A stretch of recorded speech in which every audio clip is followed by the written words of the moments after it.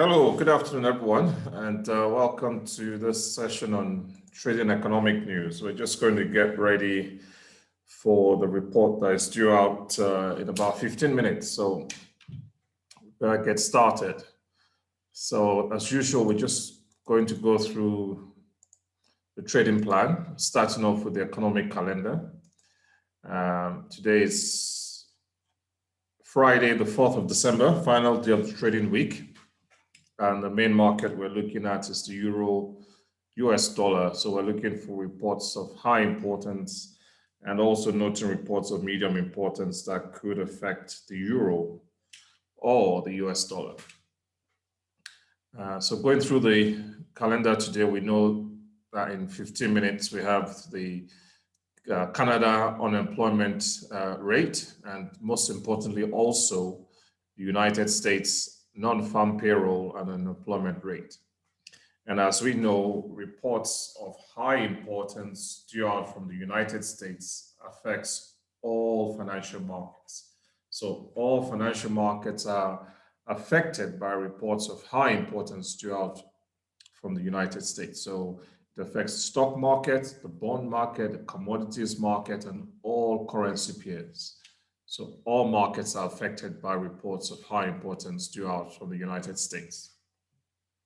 But this in particular, the non-farm payrolls and the unemployment report due out from the United States today, it's particularly important because this is a highly anticipated report. It comes out on the first Friday of every month. So everybody, all traders know when it's going to come out. Everybody knows it's going to come out first Friday of every month. First Friday of the month at about 1:30 UK time is when it usually comes out. So it's highly anticipated. People are expecting it. So there's always, again, you don't use the word always or never when it comes to trading or the financial markets. You don't use the words always or never. But there's a high probability of the markets trending sideways leading up to this report because it's always highly anticipated. So that's the report that we're waiting for. In fact, some traders, I know some traders who only trade this report. So they only trade once a month and they just wait for this report, trade. And after that, they stop trading until the next report comes out the following month. So it's that important. Now, it's called the non-farm payrolls. For those who don't know, the non-farm payrolls, because there's a huge farming community in the United States, there's a very huge agricultural and farming community. So they exempt them from the payroll statistics. So that's why it's basically the non-farmers payroll. That's why it's called the non-farm payroll or the unemployment rate. So they don't include the farmers in this payroll statistic. That's why it's non-farm. So that's due out in just about 12 minutes now. So obviously we avoided trading the market leading up to this. So we kept out of the market today, waiting for this report. And that's what you always want to do. You want to avoid trading prior to a report of very high importance like this, or the last report of high importance for today. And it's actually the last report of high importance for today. So we're going to now get ready for the report because as a trader, you never know what's going to happen in the market. The report will come out. Either the market doesn't react, so nothing might happen, or the market could react violently and it could either shoot up or shoot down in a matter of a couple of minutes. So you want to be ready, prepared, have your pending orders ready to go when the report comes out, because it could just be fireworks when the report comes out. Or not. Only God knows. We have no idea, but you just want to be ready for whatever happens. So like I said, it could either be nothing happens, the market just not impressed and nothing happens, or it could shake the market come in 10 minutes.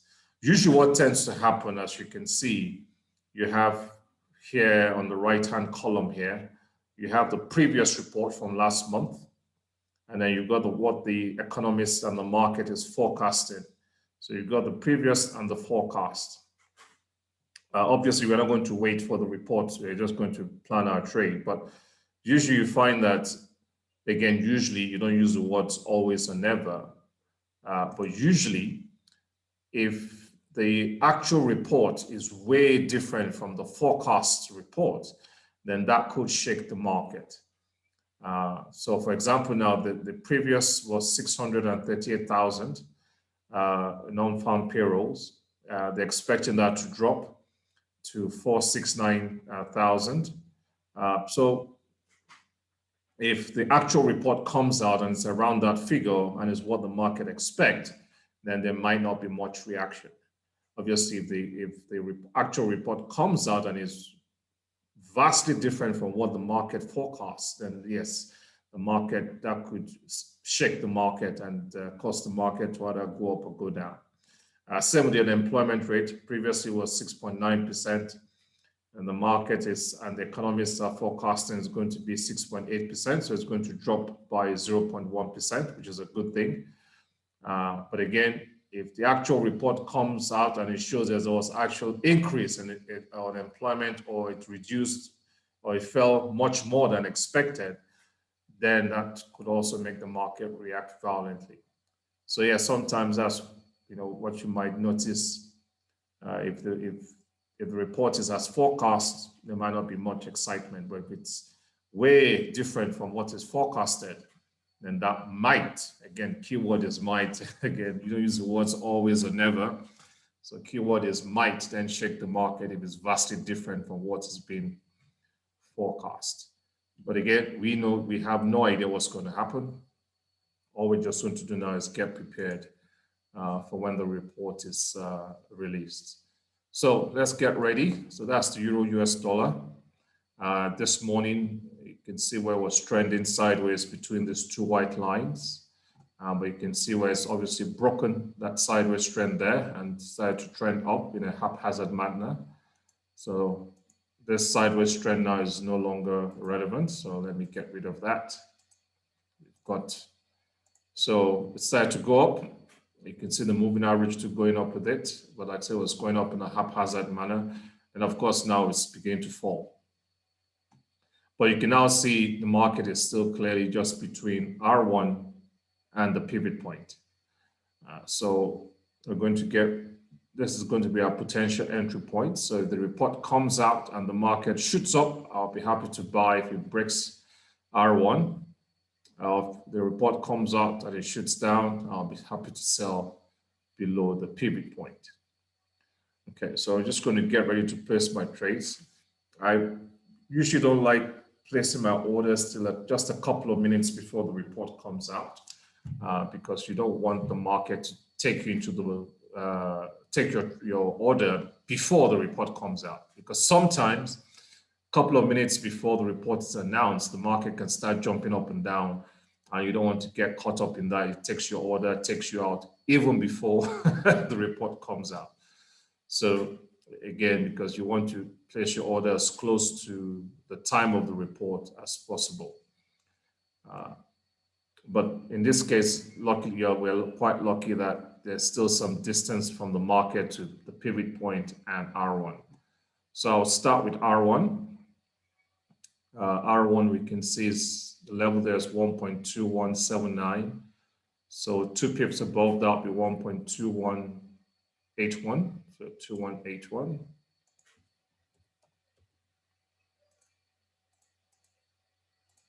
So 1.2181. So I'm buying 2 pips above R1, and then stop loss is 20 pips, 1.2161. And then my take profit is 60 pips above that, which I'll need my calculator for.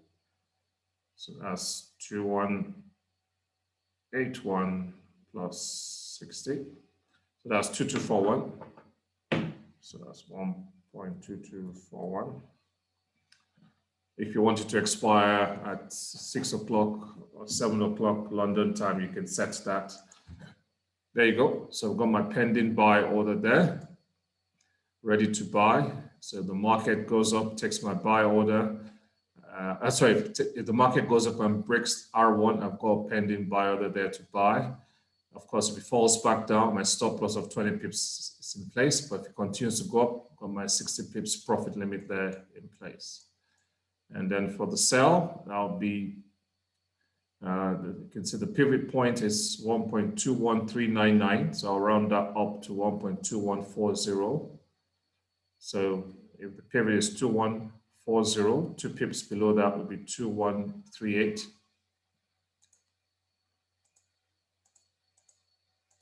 So 1.2138. And stop loss will be 20 pips above that, 1.2158. And take profit to be 60 pips below that. Bring out my calculator again. 2138 minus 60. So that's 2078. 1.2078. There you go. So I'm not going to place this order just yet. Give it about a minute. But like I said, you really want to place your orders as close to the time as possible, if you can. Oh, by the way, just for those who haven't yet watched, or for those who did not attend the Money Management Part 2 session or haven't watched it, I would advise you go to the platform and watch that Money Management Part 2. So obviously, if you go to the Live Forex Trading Group platform, it's under the featured section. There's the recording of the Money Management Part 2. So if you haven't watched that or you didn't attend that session, do watch that session on Money Management Part 2. That would explain to you why I'm trading dollar yen and also pound dollar with the capital of 500 pounds. So that's all explained, how you can trade multiple markets even with 500 pounds. But all the details of that is in the Money Management Part 2 recording.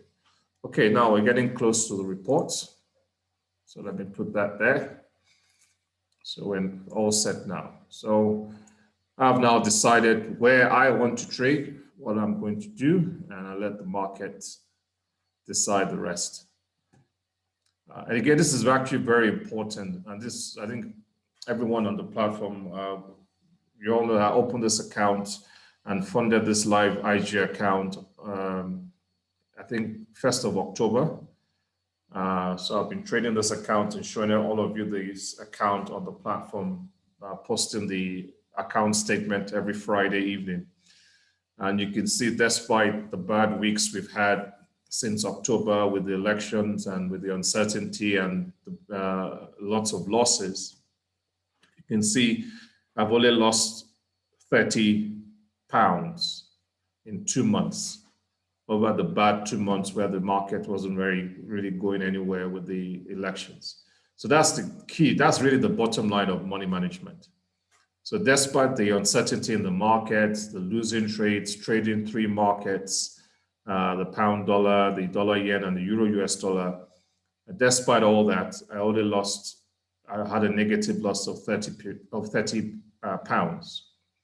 So that's really what money management boils down to. It's not you just wiping yourself out, you know, in 1 or 2 days or just 1 week of trading, you wipe out your whole account. So you can see it's really due to money management, being consistent with my trading plan that has gotten me through October, November, the bad months leading up to elections with only 30 pounds loss. But like I said, if you did not attend the session on Money Management Part 2, and you haven't watched the recording, do watch it. That's where I explained in detail how you can trade multiple markets. Okay, so any questions? If you have any questions, do send your questions through to the chat box, or you can raise your hands. Obviously, this is not a formal session, so once the report is announced, which it will be in a minute, we'll then see what happens the next couple of minutes. And then if there are no questions, comments, we'll end the session and we'll do the follow-up on the platform. So while we're waiting for what will happen in the next couple of minutes, if you have any questions, comments, you can either send it through the chat box or you can raise your hand. There you go. So it's now, the report has been announced, so you can see all the activity in the market, obviously because of the report being announced. But we'll see what happens.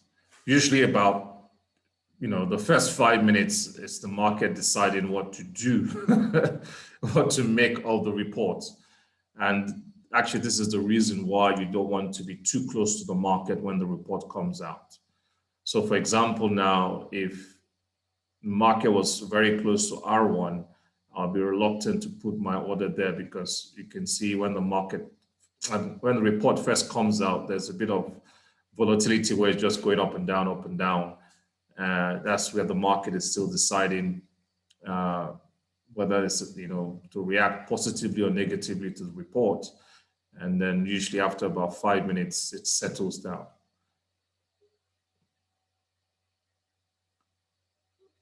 Let's actually see what the report itself says. Just refresh the page.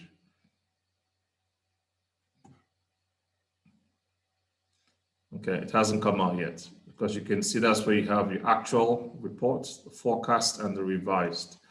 But let's see, it hasn't come out. It hasn't been shown yet. But again, this is what I always tell with traders, the outcome of the report is just academic to, it's coming up now. But this is just academic to us. As far as we are concerned as traders, we're not really concerned about these figures. It's just what we are really concerned is how the market reacts and how we can capture our pips and make our money, period. It's the reaction to the market that matters to us, not the figures. But you can see here that this non-farm payrolls is a lot less than forecasted. The forecast was 469 and it's actually dropped to 245. So you can see that's quite a big difference from what the market forecasted. The unemployment rate was close to the forecast. The forecast 6.8%, but it's actually 6.7%. But again, that's just academic, really. Like I said, bottom line for us as a trader is we just want to capture pips and make money. So if it goes up, we want to buy. If it goes down, we want to sell. You apply your trading strategy, cut your losses, apply your money management, and be done with that. There's a question here from Victor. For the swing trading opportunities for pound dollar, we use the moving average set to 100. Yes, yeah, correct, Victor. Yeah, you're correct. So, yes, you do. I use the moving average. Okay, that's just, let me remind everyone again. When I trade for all the markets I trade, I use the moving average 50 for all the markets I trade. I use moving average 50. Okay, for every market, including when I trade oil and indices. In fact, I'm going to arrange for a session we are going to discuss trading indices probably next week, Thursday. But yes, for all markets I trade, including indices, commodities, everything, I use the moving average 50 for day trading and swing trading.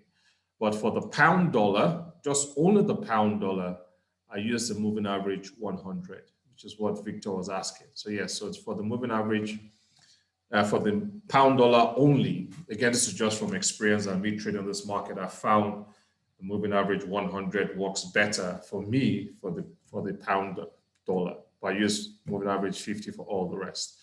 So yes, same for swing trading. I use the moving average 50.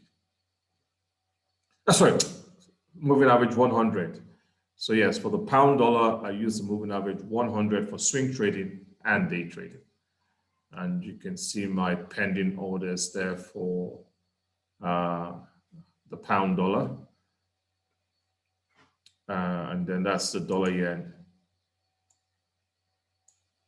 Okay, so Those are the three markets I'm trading on this account, which is separate from my FX Primers account, which is my main account. But this is the one I'm trading live with 500 pounds I put in there from the 1st of October, just so that you guys can see how that goes with this live account. Like I said, if you want to understand how I'm using 500 pounds and trading three markets, you refer to that recording. Okay, any other questions? We're going to end shortly because our plan has already been made. We know where we want to trade. We've placed our orders, our stop losses, everything is in place. So there's really not much else to do, really. It's just a question of wait and see what the market does. We've done our bit. We've decided what we want to do, and then we'll leave the market to do the rest.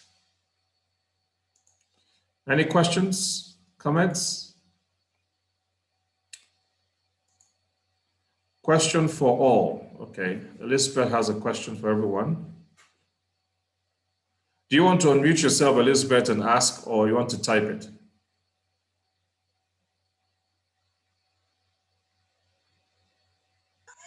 Okay, so I've got a bit of background noise, if you don't mind. That's okay. But I hope you can hear me. That's a question.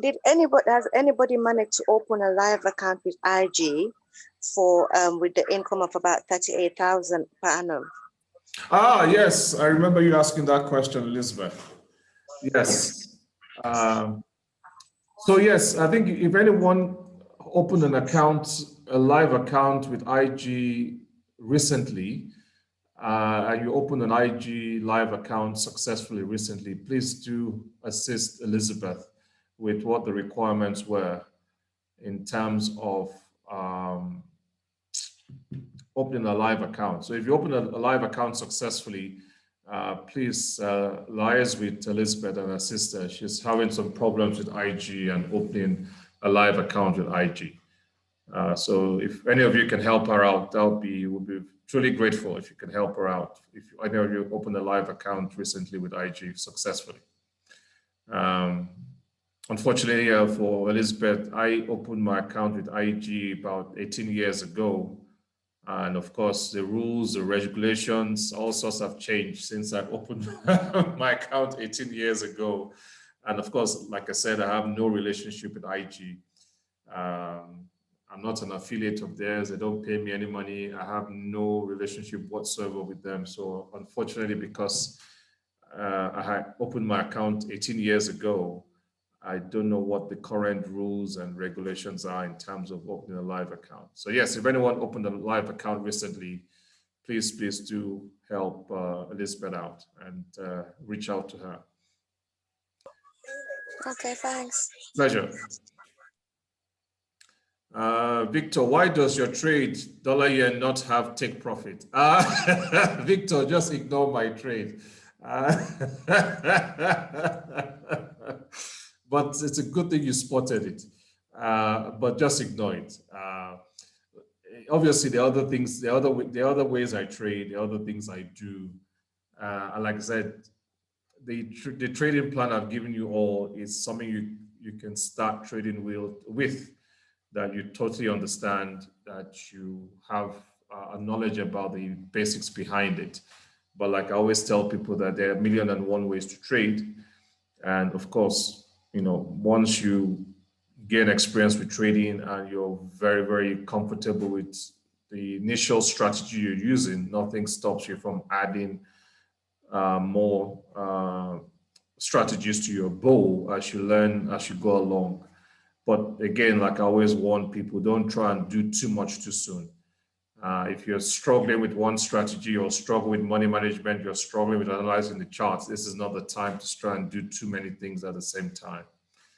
And you find out with trading too, some things just come naturally with experience, because the more and more you trade, the more and more you look at the charts, the more and more you observe things, the more and more you read about trading, you will just naturally begin to develop other ideas and other ways you could trade. So yes, ignore that, Victor. Joe, on demo account, try it same, but says, let me look at your screen, Joe. I think that'll be. I'm using my my phone for the, what do you call it? But for the Zoom, but I'm using my laptop. I'm just placing the same trade, but it's saying open. Sorry, the price parameter something was wrong. I don't know why, but it's exactly the same time you place your trade, same time I place my trade. But Well, yeah. Well, as you can see, my trade went through okay. Yeah, I know. That's what I was thinking. I don't know. Maybe that's because the demo account. No. I mean, that's why it'll be nice to see your platform and see exactly what you're doing. Because obviously it's difficult to advise.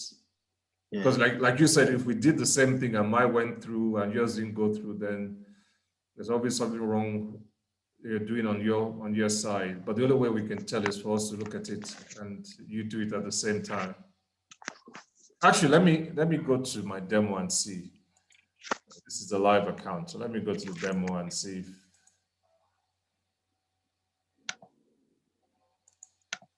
okay.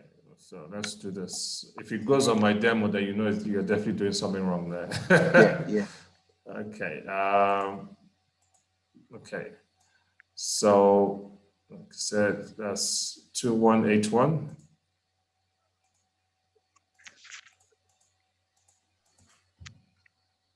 $1.2181. And again, like I always tell people, don't rush it. Make sure you've checked your volume. You've checked your pending order, you've checked that it's buy stop you want to do, you've checked that it's 2 pips above the pivot, you check your stop loss, you make sure you do everything systematically. And not I know what the problem is now. When you say don't rush it, I just check that. So I put buy limits or buy stop. Exactly. Okay. So that usually tends to be the problem when so you wouldn't accept it if you've done something wrong with the other ticket. Okay, good thing you've seen it. Okay, brilliant. Thank you. Pleasure.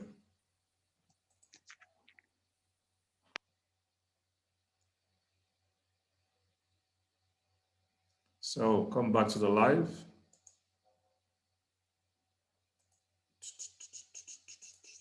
Okay, so let's see.